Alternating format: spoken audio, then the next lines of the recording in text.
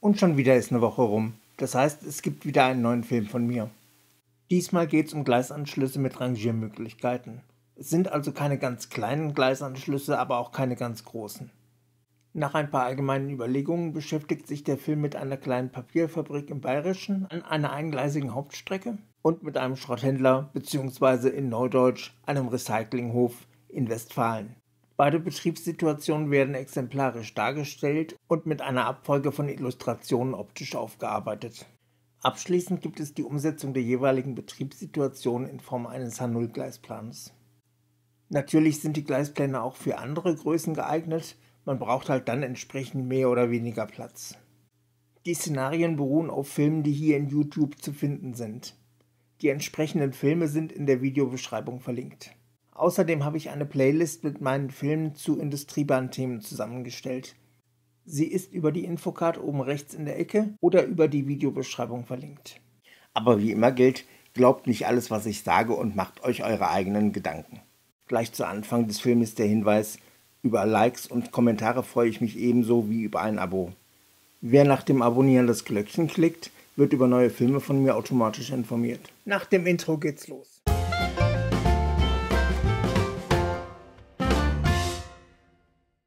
Spätestens jetzt beim zweiten Film über Industriebahnen ist es an der Zeit, mal zu fragen, was ist eine Industriebahn eigentlich?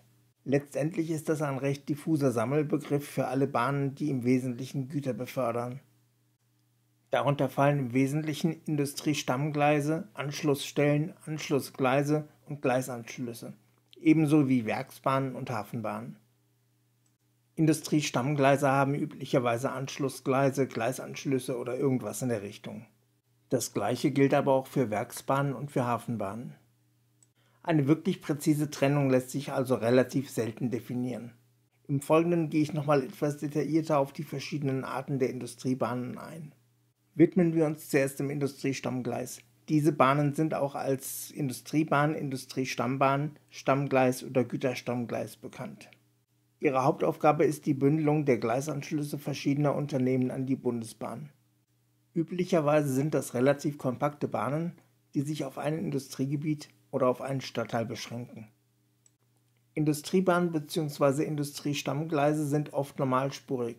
Wenn sie aber nachträglich in schon bebaute Gebiete eingebaut wurden, dann kam es oft vor, dass sie auch schmalspurig waren. Beispiele hierfür wären die Hohenlimburger Kleinbahn und die Industriebahn Hanau. Träger von Industriestammgleisen waren oft die Kommunen, auf deren Grund sich dieses Gleis befand. Es kam aber auch oft vor, dass es private Träger waren. Allen Industriebahnen, Industriestammgleisen oder ähnlichen Konstruktionen ist auf jeden Fall eins gemeinsam: Sie hatten mindestens einen Übergabebahnhof zu einer öffentlichen Bahn. Allein dieser Übergabebahnhof wäre schon ein interessantes Thema für eine Modellbahn. Übergabebahnhöfe können zwar sehr groß sein, aber sie können auch sehr klein sein. Und da wird es ja dann für Modellbahner schon wieder interessant. Vertiefende Links zu den Themen gibt es in der Videobeschreibung.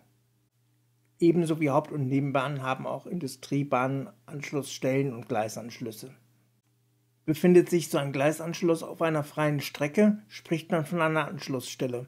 Die freie Strecke ist normalerweise durch eine Gleissperre oder durch eine Schutzweiche gesichert. Letzteres gilt natürlich eher für öffentliche Bahnstrecken, denn für Industriestammgleise. Kommen wir jetzt zu den Werksbahnen. Werksbahnen sind eigentlich Bahnnetze auf einem Werksgelände. Aber sie können auch sehr viel größer sein. Beispielsweise gibt es Werksbahnen, die verschiedene Werke verbinden. Ein Extremfall dürfte die Werksbahn von Rheinbraun sein. Sie verbindet verschiedene Tagebaue mit verschiedenen Kohlekraftwerken. Aber für Modellbahner sind natürlich speziell die kleineren Werksbahnen interessanter. Das Schöne an Werksbahnen ist natürlich, dass sogar verhältnismäßig enge Radien verhältnismäßig glaubwürdig erscheinen. Insgesamt sind Werksbahnen also ein sehr ergiebiges Thema für Modellbahner. Mindestens genauso ergiebig wie das Thema Werksbahnen ist natürlich das Thema Hafenbahnen. Hafenbahnen verbinden nämlich oft die Themen Hafenbahn, Industriestammgleis und Werksbahnen miteinander. Je nach Art des Hafens bzw. des dargestellten Hafenausschnittes kann man natürlich zwischen x verschiedenen Themen wählen. Die Themen, die mir zuerst bei der Verbindung von Hafen und Eisenbahn einfallen, sind der Umschlag von Containern, von Öl und von Altmetall. Aber auch Baustoffe wie hier rechts unten im Bild sind denkbar. Gleisanschluss einer Papierfabrik an eingleisiger Hauptbahn. Hier ist der unauffällige, aber rangierintensive Gleisanschluss einer Papierfabrik an einer Hauptbahn zu sehen. Früher ging der Gleisanschluss bis in den nahegelegenen Bahnhof, aber dieser Teil des Gleisanschlusses musste einem Parkplatz weichen. Jetzt ist der Gleisanschluss zwar platzsparender, aber dafür rangierintensiver. Also im Prinzip genau das, was ein Modellbahner haben will. Aber kommen wir nun zur Bedienung des Anschlusses. Aus Osten nähert sich ein Übergabezug, der 2 Waggons liefern soll. 2 Waggons stehen außerdem zur Abholung bereit. Der Übergabezug hält auf der Strecke und setzt zurück in den Gleisanschluss. Die Weichen werden umgestellt und der Übergabezug zieht vor zu den bereitgestellten Waggons. Die bereitgestellten Waggons werden angekuppelt und die ganze Einheit wird eine leichte Steigung hinauf zum Verladegleis gedrückt. Nun stößt der Zug zurück in ein Abstellgleis und die frisch angelieferten Waggons werden abgestellt. Jetzt drückt die Lok die Wagen die leichte Steigung hinauf. Nun werden die Wagen abgekuppelt und die Lok setzt relativ schnell zurück. Nachdem die Lok die Weiche passiert hat, wird die Weiche sofort umgestellt. Die Waggons beginnen das Gefälle hinabzurollen und kommen im Abstellgleis zum Stehen. Die Weiche zum Abstellgleis wird umgestellt und die Lok setzt sich bergauf in Richtung des Fabrikgeländes in Bewegung. Kurz nach der Weiche hält die Lok an, die Weiche wird umgestellt und die Lok setzt zurück an die abzuholenden Wagen.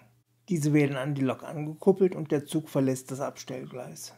Abermals wird die Weiche umgestellt und der Zug setzt zurück bis zum Ausziehgleis. Alle Weichen werden in die richtigen Positionen gebracht und der Zug zieht vom Ausziehgleis auf die Strecke. Die Weiche vom Streckengleis wird umgelegt und der Zug fährt weiter nach Westen. Jetzt tritt das Rangiergerät der Papierfabrik in Aktion. In Natura dürfte es ein 2-Wege-Fahrzeug sein, hier im Beispiel ist es eine Köf. Die Köf jedenfalls zieht die beiden leeren Waggons auf das Beladegleis im Werk. Auf dem B- und Entladegleis werden die Waggons mit den Produkten der Papierfabrik beladen. Nach der Beladung werden die Waggons in der Nähe des Ausziehgleises abgestellt. Danach kehrt die Köf auf ihren Stellplatz zurück. Und am nächsten Tag geht alles wieder von vorne los. Hier ist eine Umsetzung der eben gezeigten Betriebssituation auf Modellbahnverhältnisse. Diese Anlage hat eine Grundfläche von 4 Metern mal 87 Zentimetern. Das entspricht etwa 3,5 Quadratmetern. Rechts oben ist der Sichtbereich der Anlage zu sehen. Von der Anordnung der Gleise her entspricht er ziemlich genau der Situation in Bruckmühl. Die eben gezeigten Rangiermanöver können also alle auf dieser Anlage nachvollzogen werden. Allerdings ist es sinnvoll, im Gleisanschluss Entkupplungsmöglichkeiten vorzusehen. Diese sind hier im Gleisplan orange eingezeichnet. Ob man nun die Entkupplungsgleise des Gleisherstellers nimmt oder die in Teil 27 vorgestellten Selbstbauentkupplungsmöglichkeiten, das bleibt jedem selbst überlassen. Wenn man allerdings mit der Schwerkraft als Rangierhilfe arbeiten will, dann muss man die Steigung auf die eigene Fahrzeugsituation anpassen. Letztendlich haben Waggons des gleichen Vorbildtyps je nach Hersteller unterschiedliche Rolleigenschaften. Das muss natürlich berücksichtigt werden. Der Schattenbereich der Anlage wird über je eine Rampe pro Fahrtrichtung erreicht. Im Bild unten rechts sind die Rampen jeweils in Orange bzw. in Gelb eingezeichnet. Je länger diese Rampen also sein können, desto besser ist der Schattenbereich erreichbar. An beiden Rampen ist im Schattenbereich je eine Kehrschleife angeschlossen und die Abstellgleise des Schattenbahnhofs sind wie üblich in grün eingezeichnet. Gleisanschluss von einem Altmetallhändler an einer Nebenbahn. Auf einer eingleisigen Nebenstrecke kommt ein Übergabegüterzug aus Richtung Westen. Über eine Ausweichstelle wird er auf das Anschlussgleis eines Altmetallhändlers geleitet. Er soll 2 Flachwagen übergeben und auf der Rückfahrt 2 Hochbordwagen mitnehmen. Zur Streckensicherung wird hinter dem Güterzug eine Gleissperre verriegelt, sobald er auf dem Gelände des Schrotthändlers ist. Außerdem steht die Köf des Schrotthändlers schon zu weiteren Rangieraktionen bereit. Um die ganze Situation noch ein wenig komplexer zu machen, fährt jetzt aus Osten ein Nahverkehrszug in die Ausweichstelle ein. Die beiden abzutransportierenden Hochbordwagen stehen auf dem östlichen Abstellgleis bereit. Der Übergabezug steht nun Puffer an Puffer mit den abzuholenden Wagen. Nun werden die mitgebrachten Flachwagen von der Lok abgekuppelt. Während die Köf losfährt, kommt der Nahverkehrszug aus Osten vor einem roten Signal zum Stehen. Das Signal ist rot, weil aus Westen ebenfalls ein Nahverkehrszug kommt. Die gesamte Situation, die zugegebenermaßen etwas skurril ist, dem Bahnhof Quelle bei Bielefeld nachempfunden. Entsprechend dem Vorbild hält der Nahverkehrszug aus Westen am Bahnsteig Quelle Ost. Wenn das passiert ist, dann bekommt der Zug aus Osten grünes Licht zur Weiterfahrt.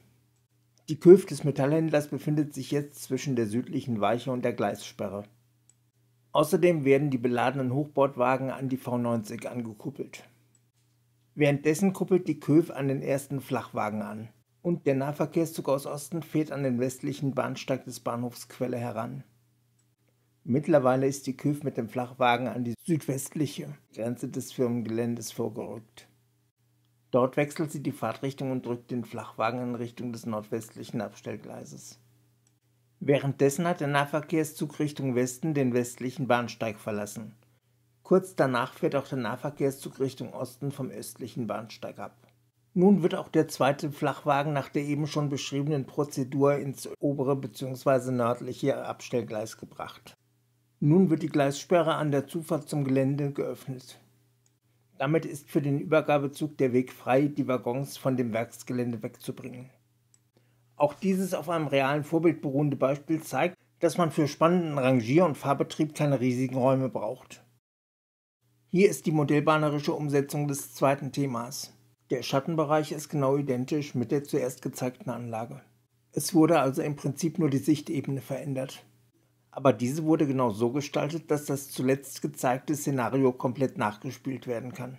Auch bei dieser mit Merkel-in-K-Gleis geplanten Anlage wurde im Anschlussbereich der engste verfügbare Radius gewählt. Dies geschah mit Absicht, um den Charakter eines privaten Gleisanschlusses besser herauszustellen.